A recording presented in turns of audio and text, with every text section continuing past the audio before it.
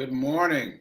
Good morning. Let me fix my mask. Good morning. Today is Wednesday. This is the 29th day of December. This is the 68th episode of season 2 of the Be Your Own Hero show. HERO is an acronym. It means helping everyone reaps optimism. In other words, helping others helps you. It's a reciprocal action. I'm your host. I'm sekouwrites. I am a professional creative and the creator of what we're now calling the Hero Ministry Movement, which is my effort to inspire and empower the unhoused community. So let me do my disclaimers. I am not a personal trainer and I'm not a financial advisor, so do your own due diligence in both categories. If this show serves you, if you get some value from it, please like, please comment, please share, make a donation, buy something from the Hero store. Check out my website, which is sekouwrites.com. Shout out to New Thought Media Network for allowing me the space and opportunity to be here and have this platform and talk about my journey of becoming my own hero, both physically and specifically this season 2, financially. So I hope this show gives you some value, gives you some utility. I appreciate the comments. That's very helpful to me. So please comment and let me know if this show is serving you. Okay, so let's jump right into Hero Ministry Movement news. And I'm going to start off with saying hi to the heroes in the chat. So shout out to Tim. Thanks for that cup of coffee. And shout out to Nan. And shout out to all the people, the other heroes who are joining in. Shout out to the heroes who are going to watch this show later and catch the replay. All right, so quick run. Is it going to be quick? It's going to be quick. It's going to be quick. Quick run streak story. So as you know, if you've been watching the show, I've been running at least a mile a day, every single day since the first day of June. Most of that has been outdoors. I've run on a treadmill, I think, 5 times. I have to add it up, but not many times, 4 or 5 times in the entirety of what is now 212 days. Today was day 212. So yesterday, if you watched the show, you saw that I didn't do my morning run on purpose so that I could force myself to do an evening run with Black Men Run last night.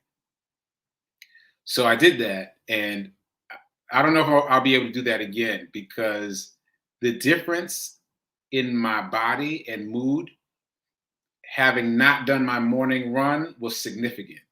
I knew it would be different, but I didn't expect it to be significant. So I've got to do a morning run regardless now. It's dialed into my DNA.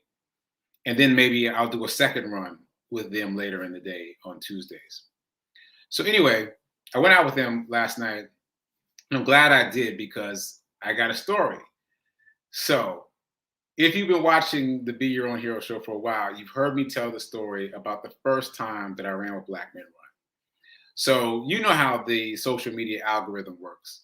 And if you don't, basically the way it works is the more things you show interest in, the more the algorithm feeds you what you're interested in. It's a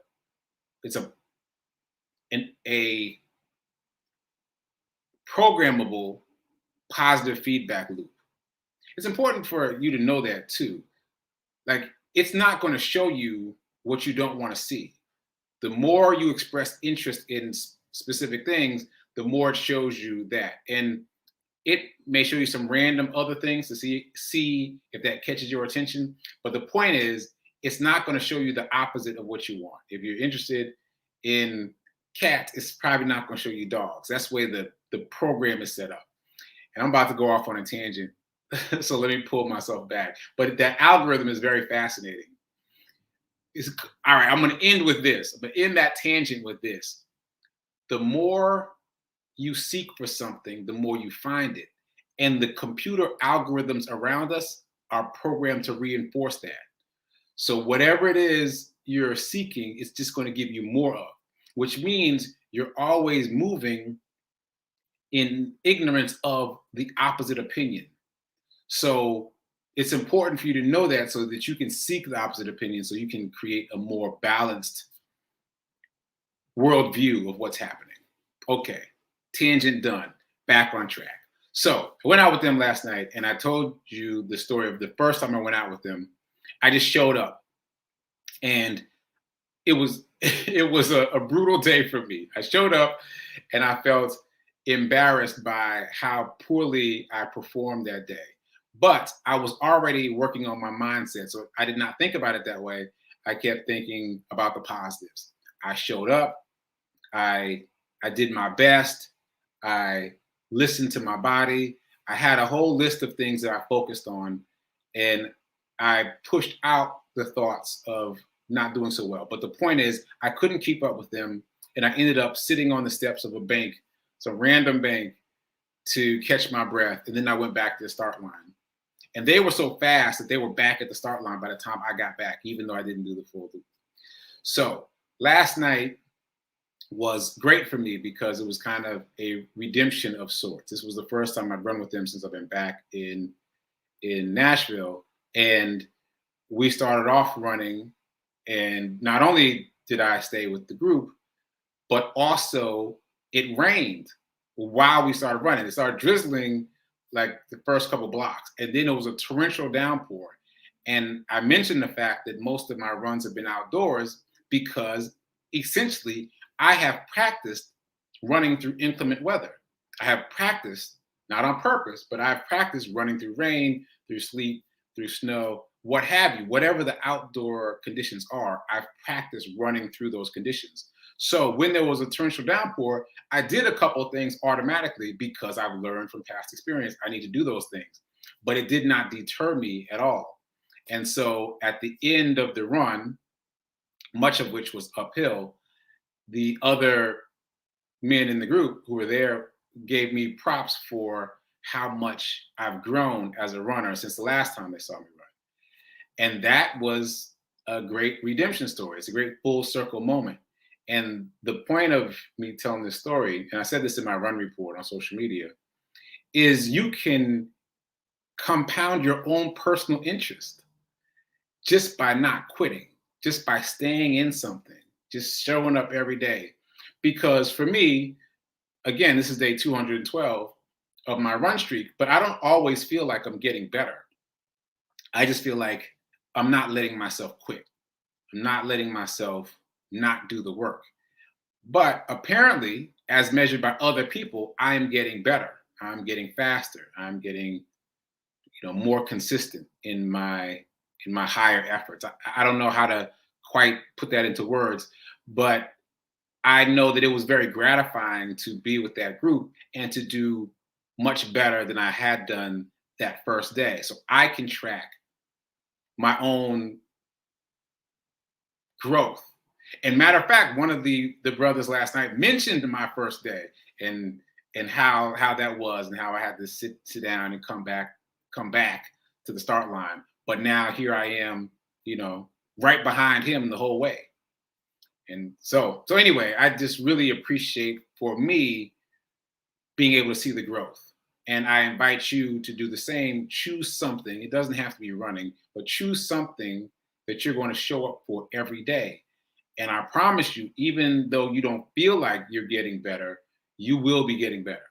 So choose something. Okay. I know that was a little bit long. I went off on a tangent a little bit. So let me pick up the pace a little bit. So just a reminder, I have been invited to be on a podcast. I was trying to catch the name of it. The podcast is Let's Talk 1943. Let's Talk 1943. That will be on January 16th at 7 p.m. Eastern Time, which is 6 p.m. Central. So mark your calendars. That's coming up. I'm excited about this because I've been a guest on a number of podcasts, but this is the first time, I believe, that I've been the guest on a podcast talking about abundance and finance and money. So as you can see right there, that's my podcast, my second podcast, Get Rich 101. I've been invited to be on this podcast to talk about abundance. So very excited about that. And yes, I am doing a financial seminar. I really don't know what to call it, but let me stick with the word that resonates the best for me, an abundance seminar. I'm doing my first abundance seminar in January. It will be after the 16th for sure, because I want to be able to announce it on that podcast. So stay tuned. I got some ideas percolating and I'm getting excited about it. I feel like some things are falling into place now that I've announced that intention. So stay tuned. It's coming. It's coming. And thanks to those of you that said that you're interested already. I appreciate that. Okay. So, all right. I think that's it for the news. Yeah. So let's talk about my morning zen. So today's morning zen comes to us from a couple different places actually, but this is Zig Ziglar again. This Zig Ziglar is a motivational speaker and author from a couple of generations ago. Very popular, very great story, but I'm not going to get into the story because I've already used my sidebar. I've already used my tangent pass. So let me stay on point.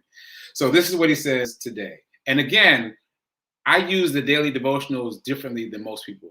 Most people read the day that they're supposed to read. Like if it's December 29th, they'll go and look for December 29th. I don't necessarily do that.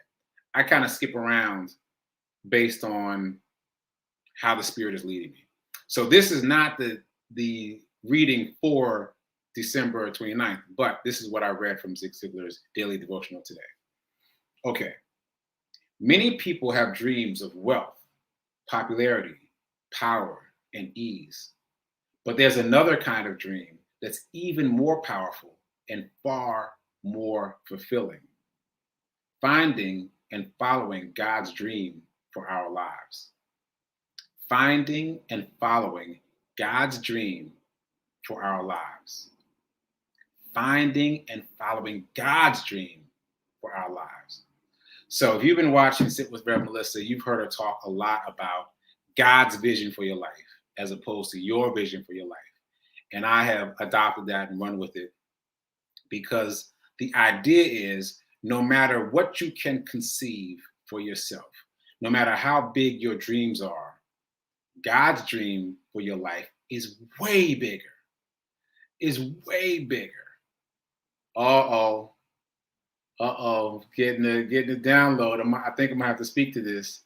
So there are similarities in running and God's vision for your life that are occurring to me right now. So yesterday's run that I just talked about, Black Men Run, there were a couple things that I did that I learned how to do by running every day. And one of those things is to ride the momentum. So running uphill is difficult for sure. Right? First of all, psychologically it's difficult. You got to run uphill. So I have some strategies for running uphill. So that's one thing. But the other thing is once you've crested the hill and you go down the other side, you get that gravitational pull of momentum.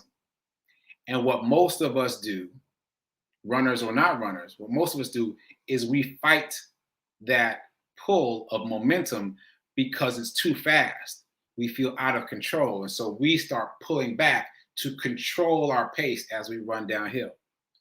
And what I've learned, what I've practiced is leaning into the momentum, letting the momentum carry me, which is a little scary because it's kind of like riding a skateboard downhill or riding skates downhill. Like it gets really fast because that gravity is pulling you. The momentum is pulling you. So it's almost like you've given yourself over to gravity. If you do it all the way, you've given yourself over to gravity. You've given yourself over to momentum, and that's scary. But if you practice, you can manage yourself physically so that you don't feel like you're in peril. Why did I just talk about that? Because that's what God's vision of your life feels like. It feels like this gravitational pull that's bigger than you, that's faster than you. You feel like you're moving too fast. And I can speak to this clearly and specifically because this whole hero ministry movement feels like that. It feels like gravity. It feels like momentum. It's like, I want to slow down. There's been so many times when I want to slow this whole thing down. Like, wait, this is moving too fast. This is moving too fast. But that is how you know that you're in God's vision for your life as opposed to your vision for your life. Your vision for your life, you're going to feel like you're running uphill a little bit. You're focused. You're putting one foot in front of the other. You've got a vision, and you're moving towards it that requires effort. And there's nothing wrong with that. I'm just saying that when you're in God's vision for your life, it's the opposite feeling. It's like, woo, woo, this is moving fast. And you'll know it when you're in it because that's what it feels like. Yeah. Yeah. So that's another lesson from running that I just put together just now. Okay. So hold on to that. That was Zig Ziglar. I'm just going to say it again so that we can all remember it. Many people have dreams of wealth, popularity, power, and ease. But there's another kind of dream that's even more powerful and far more fulfilling. Finding and following God's dream for our lives. So take that with you. Okay, so that was the morning Zen. It's just after 10 o'clock. So just to reset the room, I am Sekouwrites. I am hosting season 2 of, I almost said the podcast, season 2 of the Be Your Own Hero show. And often we talk about my podcast, Get Rich 101. Check it out if you haven't already. The show is now a half hour. So we started at 9:45 a.m. as opposed to 10 a.m. Eastern time. If you missed anything, you can watch the replay. You can watch the replay on New Thought Media Network, which is the sponsor for the show. So you can check them out on Facebook and on YouTube. And you can also watch all of the previous episodes on my Facebook and my YouTube. This, again, is episode 68 of season 2. Not total, 68 episodes just of season 2. So there's a lot of binge watching you can do if you choose to do that. Okay, so let's move on into some abundance. Let's move into some abundance. All right, so here's our affirmation. I am so happy and grateful to be a multi-millionaire in every area of my life. I am so happy and grateful to be a multi-millionaire in every area of my life. I couldn't get the affirmation off for a second. All right, so let me just check the comments before we move any further. All right, shout out to Margareta. Thanks for checking in. Shout out to Nan for this comment. Your tangent is very important. Very important. Part of why we become so polarized is because people don't listen or see different points of view. Yes, yes, and I am saying that it is intentional. The positive feedback loops are loops in which you surround yourself with the same opinions. Most of us don't do this on purpose, but that's what happens. And the algorithm of social media is designed to do that. So if you're like, I hate paper towels. I hate paper towels. And you constantly post and look for content about hating paper towels. The algorithm will give you more of that, and it won't show you the people who are like, hey, I love paper towels. And you won't be able to generate a balanced, knowledgeable worldview. So you have to actively seek opposite opinions to disrupt the algorithm. Okay, I'm back on abundance. So abundance, reminder. I'm gonna do this one every day because people keep asking me to repeat it. And it's simple. And I think the reason we have trouble remembering it is because it pushes against what we've learned. So reminder, poor people spend, the middle class saves, but the wealthy invest. Poor people spend, the middle class saves, but the wealthy invest. So the idea being, if you are spending and saving, you need to be investing. It is not optional. It has been presented as optional our whole lives. It is not. It is necessary. Even if you only want to retain the value of the money you have socked away somewhere, you need to be investing. And investing, do I want to say this? Yeah, investing is not the tools that have been promoted to you to invest. It's not the tools that you already know about. Because what I've discovered in doing this work and going down these rabbit holes is that the best information about what to do with your money is hidden. Hidden is not easy to find. And you have to actively seek it out. The information that is handed to you on a silver platter about money is not what you need to be paying attention to. So the things that you've heard about, IRAs, 401ks, pension plans, those are not the tools that you need to be using if you really want wealth. So take all those with a grain of salt and really take a hard look at them. And I have some homework regarding that in a minute. We'll come back to it. Anyway, I recently talked about high income skills, my discovery of this concept of high income skills. And this has really shifted my mindset again. And by the way, mindset is a word that I use a lot. Before I started using it a lot, I heard it a lot, but I never really knew what it meant. So for me, the way I'm defining mindset is responding to the same circumstances in a new way, responding to the same information in a new way. So thinking about how high income skills has shifted my mindset yet again to reprioritize the things that I can do, the talents that I have, in a way that monetize them more efficiently. So the skills are old. I've had the skills for some odd years, but thinking about them as tools to be able to earn $100 per hour or more, $10,000 per month or more, $100,000 a year or more is really mind-boggling. Like that is a mind-boggling shift, and I'm working on that shift. Anyway, I talked about high income skills recently, and that led us to the wealth triangle, which for the purposes of my own financial growth, I'm changing. I'm changing. The wealth triangle is great, it's fantastic, but for me, I am condensing the triangle into the highway. This is the wealth highway. Just two things. First side of the highway is maximizing high income skills to scale income up rapidly. And the other side of the highway is using those funds to invest in high yield assets with the ROI, which is rate of return on investment of at least 10% or around 10%.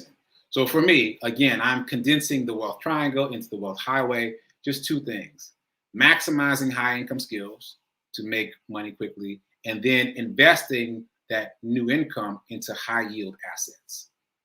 So that's me. I need to trademark or copyright or something. That my thing is the wealth highway. Okay. So if you've got some high income skills, you can do the same thing. First of all, you do have high income skills. This happened to me yet again. I was talking to a friend of mine this week, and he was talking about feeling pinched financially and trying to figure out what to do. And in the course of what he was talking about, I was like, wait, you know how to do that? That thing you just said? He was like, what are you talking about? And then we traced back the conversation, and he had a ridiculously high income skill built into what he was saying that he never even considered a high income skill.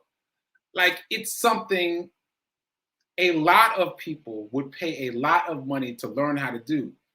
And he didn't even think about it. Like, I've had a conversation with this man about high income skills before, and he made a list of his high income skills. This thing that he mentioned in happenstance wasn't even on the list. Oh, my alarm's going off. The one that he just talked about wasn't even on the list, and it is by far his biggest high income skill. So this is really about self-inventory.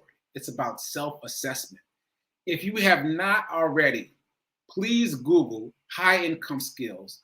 Look at some of the lists that are generated and start to think about what yours are, because not all the high income skills are going to be listed. It's essentially, again, something that you can do separate from a job where you can get paid at least $100 an hour. Like, let's keep it that simple. You can get paid at least $100 an hour to do this specific thing independently, right? And I know that you have high income skills, because so far everyone I've talked to about this conversation, had this conversation with, offline has come up with a high income skill. And just to reiterate, the friend that I was just talking about didn't even think of this as a high income skill, and it is a ridiculously high income skill. So stay tuned. I'm trying to get him involved in the wealth seminar so he can tell you himself about his high income skill that he didn't even realize was a high income skill. So stay tuned for that. Anyway, Google it, figure out your high income skills, and then apply the wealth highway. So I guess where I wanted to go with that, because I know I went off on a bit of a tangent. I just wanted to make sure that we are taking stock of our own skill set and leveraging it to the best of our ability. Because again, this idea is like finding buried treasure in your own house. Like you're looking out there for where's the money? Where's the money? How can I get some more money? But meanwhile, you've got these talents, these skills already in you that you can leverage to change your life. So that's it. Okay. So anyway, none of that was really what I wanted to talk about. I was moving up to the fact that the wealth triangle was created by Dan Lok, who is a multimillionaire. His net worth, I believe, is $140 million. That's a significant net worth. He started from pretty much nothing. He taught himself copywriting with the help of a mentor. He used that high income skill to become a consultant, which is another high income skill. And then he taught himself how to close, which is a third high income skill. He teaches other people how to close now. That's his main thing. But he used those three high income skills to create what is now a $140 million empire, which is significant. I started reading one of his books, and even though I'm out of time, I just want to give you one concept from his book. I'll keep talking about it. One concept from his book is I'm trying to figure out a different way to put it, but I'll just say it the way he said it. What's your freedom number? You need to know what your freedom number is. And by freedom number, I mean the number that you need to have enough money to do whatever it is that you want. Not just, I want to be rich, not just, I want to be a millionaire, a specific number. And let's make it a monthly number, because that'll help you drill down. What number per month do you need to feel financially independent, like you don't need to do any more than that? Okay, do that. So this is the homework. Figure out what your freedom number is. Back to the IRAs, 401ks, etc. Look to find out what your fees are. Or don't look, just call the people. You already own this asset. Just call them. Ask them what your fees are. And ask if it's compound or simple. If the fee is compound or simple. So those are the two pieces of homework. Figure out what your freedom number is. And if you have an investment tool that's government created, like the IRA, 401k, pension, find out what your fees are. That's it. Okay, I'm out of time. I got a couple more things I want to say. I'll roll those over to tomorrow. Stay tuned for prayer time coming up right now at 10:15. Check out Sit with Rev Melissa coming up at 10:30. Reminder, she is on winter solstice. We are replaying the Prayer of Jabez series, which is the very first series that she had on the New Thought Media Network. So that said, keep doing, be a hero, be your own hero. Remember that now is better than perfect. I will check the comments. I see there's some comments. I will check the comments as soon as the show closes, and I'll roll those comments into tomorrow. All right. I'll see you mañana. Later.